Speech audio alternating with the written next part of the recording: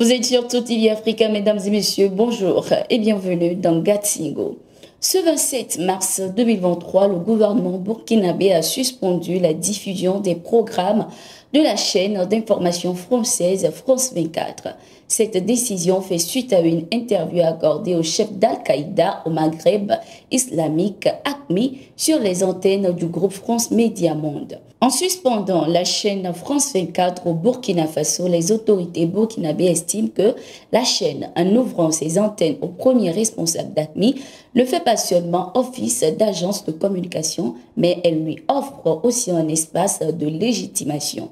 Quelques heures après la nouvelle, les réactions fusent de partout. Pour le professeur Franklin Yamsiwa, le gouvernement burkinabé protège sa population contre la psychose, la peur, les tentations de fuir leur propre terre ou de reculer devant l'ennemi contre la communication effrayante de la chaîne d'information française. Je vous propose de l'écouter. Légitimation, c'est le fait de considérer les chefs terroristes comme étant des chefs, de leur donner une allure institutionnelle, de les regarder un peu comme on peut regarder des chefs d'État, des chefs de gouvernement du monde, puisque eux parlent dans les médias officiels français. Cela leur donne une valeur institutionnelle. Le fait de leur donner la parole sur France 24 les crédibilise. Ça leur donne une allure sérieuse. Parce que ce sont des médias officiels qui les écoutent et qui les font écouter à des heures de large écoute et qui veillent à distribuer à des millions de personnes sur la Terre, voire des dizaines de millions, des centaines de millions ou des milliards de personnes sur la Terre, leur opinion. Ces médias contribuent à leur donner une dimension internationale qu'ils ne méritent pas. Une stature institutionnelle qu'ils ne devraient pas avoir. Ces médias les crédibilisent.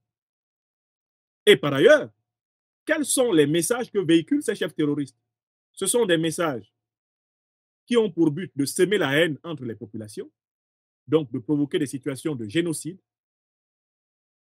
qui ont pour but de provoquer la peur, panique, la psychose dans les populations, donc provoquer des déportations, provoquer des déplacements de guerre en permanence, puisque ce sont des menaces, des messages porteurs de menaces. Ce sont des messages donc, qui ont pour but la dispersion des Africains en Afrique, rendre l'Africain étranger en Afrique. C'est la finalité de ces organisations terroristes. Chasser les gens des terres de leurs ancêtres, déraciner les Africains. Voilà ce que le porte-parole du gouvernement burkinabé appelle les visées maléfiques. Les visées maléfiques. Hein?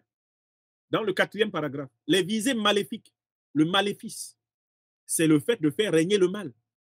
Une visée maléfique, c'est une intention typiquement diabolique, c'est-à-dire de diviser un peuple, de diviser un continent. Il s'agit de rendre impossible la vie humaine des Africains. Il s'agit de chasser les Africains d'Afrique, de faire des Africains des parias chez eux. Car ces populations du Burkina, qu'on déplace, qu'on ballotte partout, finissent par se sentir étrangères dans leur propre pays. On les déracine, on les déboussole, on les déstabilise, on les détruit, on les déshumanise. C'est le mal absolu. D'où la notion de maléfice. On vient à l'avant-dernier paragraphe, où le gouvernement annonce sa décision. Dans le 5e paragraphe du texte, le gouvernement a donc décidé, en toute responsabilité, au nom de l'intérêt supérieur de la nation, de la suspension sine die de la diffusion des programmes de France 24 sur l'ensemble du territoire national. Que veut dire sine die?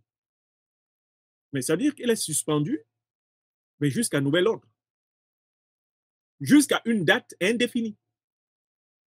On ne peut pas encore définir la date à laquelle cette suspension sera levée. Il s'agit d'une suspension jusqu'à une date indéfinie, sine die. C'est-à-dire que le jour qu'on autorisera à nouveau France 24, ce jour-là, personne ne peut le savoir. Autrement dit, tant que le Burkina sera en lutte contre les terroristes que France 24 promeut, il ne sera plus permis à France 24 d'être entendu dans le territoire burkinabé. Alors, cette décision signifie quoi? Il s'agit de protéger les Burkinabés contre la psychose, contre la peur. Il s'agit de protéger les Burkinabés contre les tentations de fuir leur propre terre, de reculer devant l'ennemi.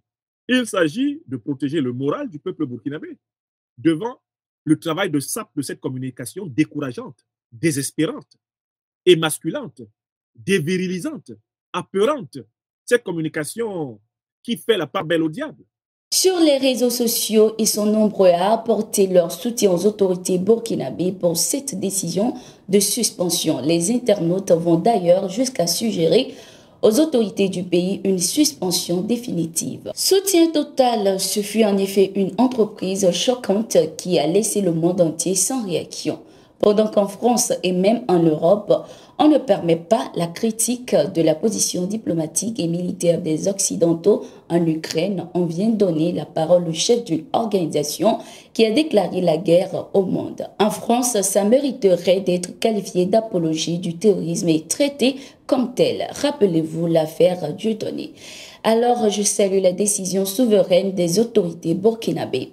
Ils vont finir eux-mêmes par se dévoiler tous à l'intérieur comme à l'extérieur, un à un, écrit Cansio Olo, un internaute. La France, de son côté, dit regretter la décision prise par les autorités burkinabées de suspendre la diffusion de France 24. Paris réaffirme en outre son engagement constant et déterminé en faveur de la liberté de la presse, de la liberté d'expression et de la protection des journalistes et de tous ceux dont l'expression concourt à une information libre et plurielle et au débat public partout dans le monde, a martelé le communiqué du Quai d'Orsay.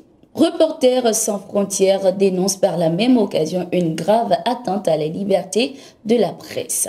Au Burkina Faso, le gouvernement burkinabé a démenti des accusations d'exaction de l'armée burkinabé sur des enfants dans une caserne au nord du pays, publié ce lundi sur le site internet du journal français Libération. Les autorités burkinabées ont condamné par la même occasion le journal Libération de manipulation déguisée pour ternir l'image du pays.